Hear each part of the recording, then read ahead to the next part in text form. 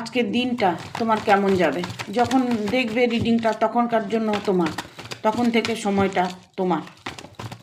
আজকের দিনটা কেমন যাবে।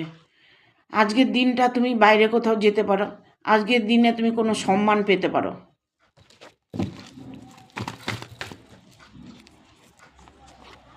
তোমার ভালোবাসার মানুষটি তোমার সামনে আসবে।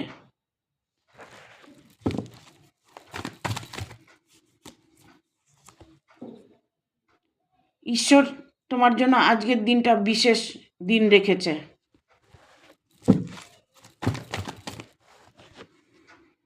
তোমার কর্মের ফল তুমি আজকে পেতে চলেছ।